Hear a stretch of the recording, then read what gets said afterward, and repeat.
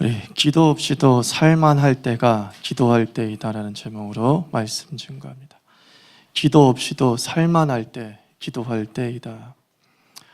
마가복음 6장 이전의 스토리는 이렇습니다. 오병이어의 놀라운 기적을 예수님께서 일으키십니다. 보리떡 5개와 물고기 2마리로 남자만 5,000명을 먹이고 12강주리가 남는 놀라운 기적을 행하셨습니다.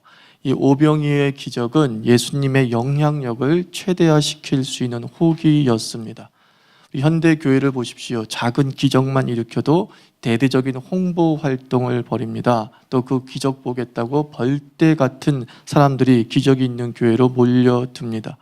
그런데 예수님께서는 자신이 일으키신 이 놀라운 기적을 홍보수단, 또 자신의 영향력 확대의 단계로 사용하시지 않습니다.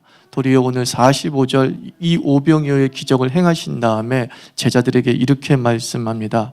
예수께서 즉시 제자들을 재촉하사 자기가 무리를 보내는 동안에 배 타고 앞서 건너편 벳세다로 가게 하셨다라고 말씀하십니다. 예수님께서 뭐가 그리 급하셨는지 모르겠지만 서둘러 즉시 이 기적의 자리를 떠나라라고 말하고 있습니다. 많은 사람들이 예수님을 추종하는 열광의 현장을 떠나라라고 제자에게 말씀하셨다는 것입니다. 요한복음의 보고에 의하면 이 오병이어의 기적 이후에 많은 무리들이 예수님을 억지로 임금 삼으려고 했다라는 말씀이 있습니다. 그러니까 많은 사람들이 예수님의 이 능력을 기반으로 해서 정치적 세력화를 꿈꾸었다라는 것이죠. 예수님께서는 사실 이런 시험을 이미 받으셨습니다. 30살에 공생애를 시작하기 전에 광야에 들어가서 40일 동안 금식 기도를 하게 하십니다. 그리고 그 금식 기도 후에 마귀의 시험을 받을 때에 마귀가 어떤 시험을 합니까? 네가 나에게 절하라. 내가 그리하면 세상 모든 영광을 너에게 주고 무릎을 꿇게 하겠다. 이 권세에 대한 시험을 예수님의 사역 초기에 이미 받으셨죠. 우리 예수 믿는 사람은 성경을 읽어보면서 잘 아실 것입니다. 예수님의 사명은 이스라엘이라고 하는 국가의 정치적 독립이 사명이 아니었죠. 예수 그리스도의 사명은 영혼 해방이었습니다. 마귀의 권세를 패하고 죄사함의 은총을 베푸시며 이 땅에 하나님 나라가 충만케 하는 것, 그것이 바로 예수님의 사명이었습니다.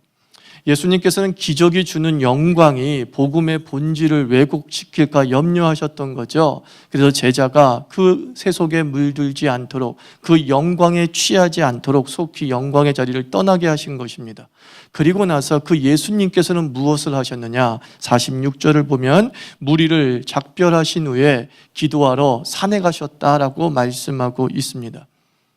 우리가 이 예수님 시대로 돌아가서 예수님의 상황을 한번 이해해 보십시오. 단순하게 본다고 한다면, 그냥 눈에 보이는 것으로만 판단한다면 예수님께서 절실히 기도할 상황은 아니었다는 겁니다. 지금 예수님의 사역은 매우 성공적입니다. 세력이 형성되었습니다. 인기가 절정입니다.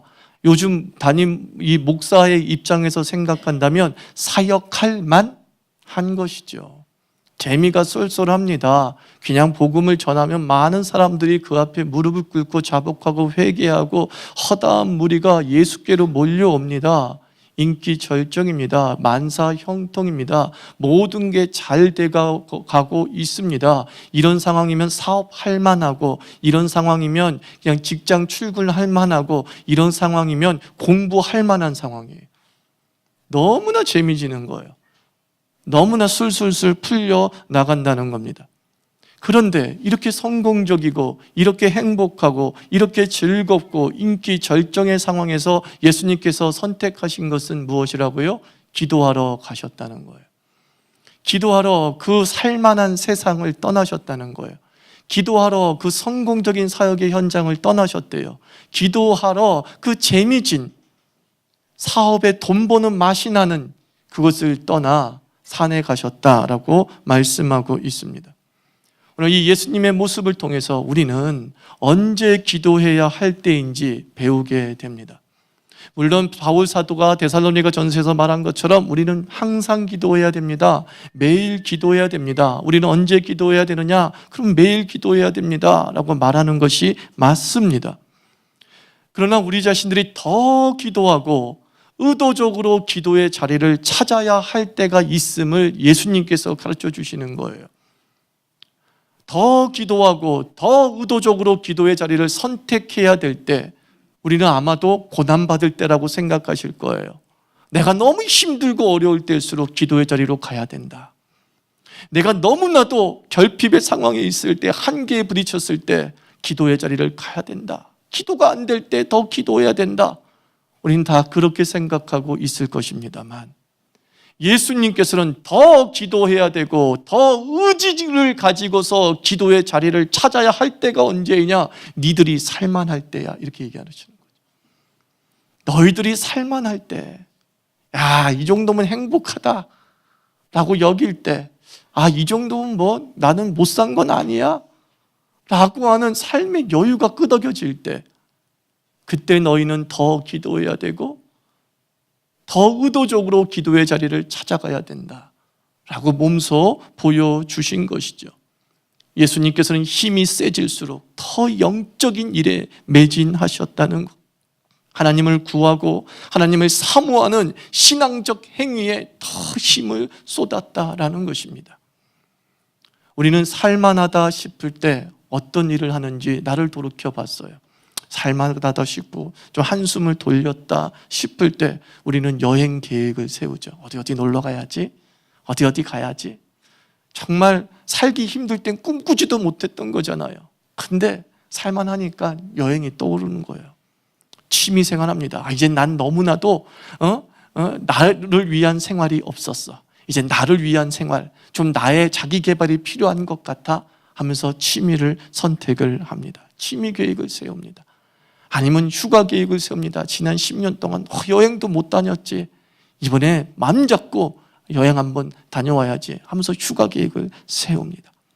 어떤 분이 살만하니까 이제 얼굴 좀 뜯어 고쳐야지 뭐. 이제 내가 2달은 직장 안 나가도 되는 여유가 있으니까 이때 싹 얼굴 고쳐야지. 아, 오늘 너무 한가한데 쇼핑이나 갔다 올까? 그거예요.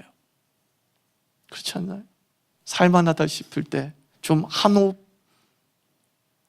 여유가 생겼다 싶을 때 우리 다 이런 계획 세우잖아요. 여행 가고 취미생활하고 내 자기 개발을 위한 필요한 시간을 투자하고 하는 일들에 우리의 많은 시간들을 의도적으로 계획하고 의도적으로 그 자리를 찾는 모습을 보게 됩니다. 나쁘다고 말씀드리는 것 아닙니다. 하나님은 우리에게 주신 이 삶의 여유를 누리기를 원하십니다.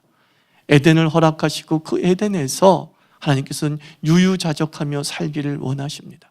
나쁘지 않습니다. 그러나 우리가 이 땅에서 하나님 나라가 충만히 임할 때까지 이 세상은 영적 전투의 현장일 수밖에 없죠. 그렇다고 한다면 한시도 우리가 긴장을 풀지 않고 살아야 됩니다. 긴장을 푸는 순간 우는 마귀가 우는 사자와 같이 우리에게 달려들어 우리를 집어삼키려 하기 때문이죠. 한숨 돌릴만 할 때 쉴만한 물가로 우리가 비록 인도함을 받았다 할지라도 그 쉴만한 물가에서조차도 경계를 잃지 않는 영적 근신이 우리에게 필요한 것입니다. 그러므로 우리 크리스찬이라고 한다면 살만하다 싶을 때, 좀 여유가 있다 싶을 때 우리가 세워야 될 계획이 무엇입니까? 기도 계획을 세워야 될 줄 믿습니다. 기도 계획은 고난 중에 세우는 게 아니라 살만하다 싶을 때 의도적으로 세우는 거예요. 계획이란 자체에 의도성이 포함되어 있죠. 계획이란 자체에 내 의지가 포함되어져 있죠. 계획한다는 것은 의도한다는 뜻이에요. 그러면 우리는 무엇을 의도하며 살아야 됩니까? 기도를 의도하며 살아야 된다는 거예요. 기도를 의도하며 살아야 된다는 거예요. 요즘 내가 회사에서 일 잘했다고 인센티브를 줘가지고 20일 휴가를 받았어. 이때 뭐 하지? 그래, 이때 나 금식해야지. 멋지지 않습니까? 멋지잖아요. 이때 내가 금식 못하면 언제 하겠어요? 직장생활 다니느라 금식은 꿈도 못 꿨잖아요. 배고프면 일 못한다고, 배고프면 어지럽고 졸린다고 금식해 본 적이 없잖아요. 근데 20일의 여유가 주어졌을 때 드디어 내가 꿈꿨던 금식을 할 수 있지 않습니까? 할렐루야. 이런 도저히 아멘이 안 나오죠. 그게 인간의 모습인 거예요. 만약에 예수님이 하나님이 아니셨다면 이 오병이어의 기적의 상황에서 예수님이 제자를 보내시고 기도하러 가셨겠어요? 우리처럼 그 추앙을 받으러 더 영광의 자리를 찾아갔겠죠. 근데 예수님은 의도적으로 기도 계획을 세운 거예요. 내가 산으로 가자. 작정 기도를 세웁니다. 내가 작정 계획을 세워야지. 내가 1년에 몇 월부터 며칠까지는 항상 작정 기도하는 시간이야. 이때만큼은 내가 집중적으로 몇 시부터 몇 시까지는 누구에게도 양보하지 아니하고 기도할 거야. 기도할 거야. 언제 이런 기도 계획을 세워야 된다고요? 여러분이 살만하다 싶을 때. 살만하다 싶을 때. 우리 인생이 악순환이 계속 반복되어지는 이유가 무엇일까? 우리는요, 하나님을 향한 기도가 마지막 카드이기 때문에 그래요. 하나님을 향한 기도가 마지막 카드예요. 마지막이라도 기도했다는 것 자체는 참 귀하고 귀하지만 우리는 바닥에 떨어지고 절벽에 밀려 있을 때, 그때서야 백척간두의 상황에 처해 있을 때만 기도해야지, 금식해야지, 작정해야지. 그러면 어떻게 돼요? 겨우 자꾸 벗어나는 삶을 사는 거예요. 하나님은 여러분의 기도에 응답해서 그 고난에서 건지실 것입니다. 그런데 그 앞에 솔직히 우리가 인정할 수밖에 없는 한 가지 단어, 부사가 있어요. 겨우 벗어나요. 겨우 벗어나요. 또 기도하면 겨우 벗어나요. 또 기도하면 겨우 벗어나요. 겨우 벗어나면 한숨 돌리고 기도 안 해요. 겨우 벗어나면 한숨 돌리고 기도 안 해요. 겨우 벗어날 때까지 기도하는 게 아니라 완전히 벗어날 때까지 기도하시기를 축원합니다. 한 남자가, 제재소 직원이었던 남자가 갑작스럽게 자기 책상에 통지서가 놓여져 있습니다. 봉투를 뜯어보니 해고 통지서였습니다. 내가 이 회사에 얼마나 죽도록 충성했는데 어떻게 나한테 이럴 수 있어? 복수하고 말 거야 하는 그런 생각이 떠오르죠. 그리고 나서 그 회사를 나와서 친구들을 만나보고 좀 도와달라고 요청도 해보고 여러 가지 애를 쓰지만은 도대체가 자기 앞길이 풀리지를 않습니다.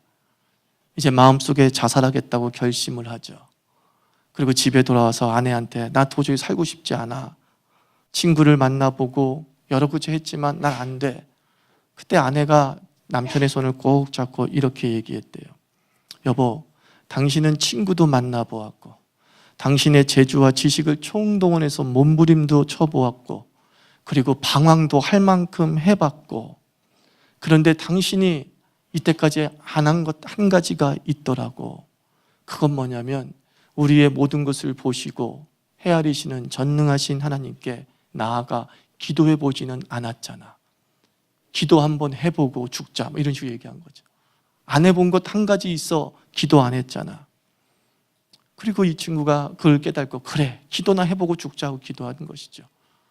그러면서 하나님께서 지혜를 주셔서 길이 열리게 되고 또 기도하는 가운데서 하나님께서 더 기가 막힌 지혜를 주셔가지고 도시를 돌아다녀 보니 호텔이 만만치가 않아요. 좋은 건 비싸고 싼 건 후질근하고 그래서 가성비 높은 호텔을 곳곳에 세우면은 굉장히 매력이 있겠구나 하는 생각이 들었죠.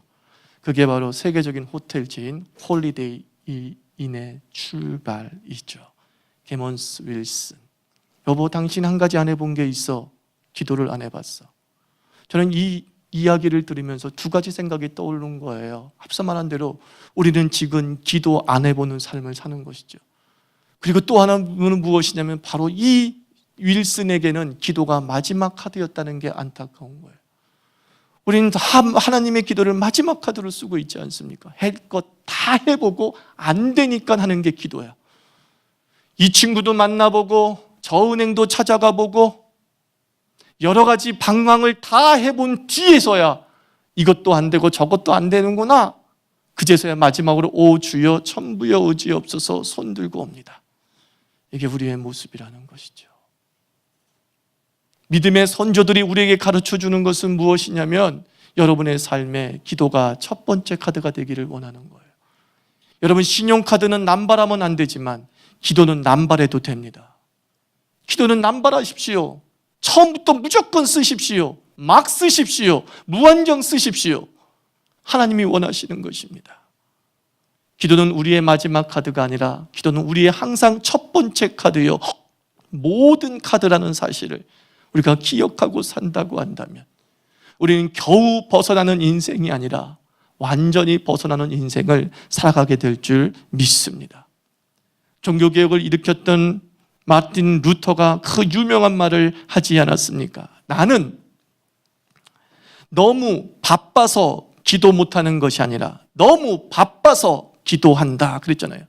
Too busy to pray, too busy not to pray.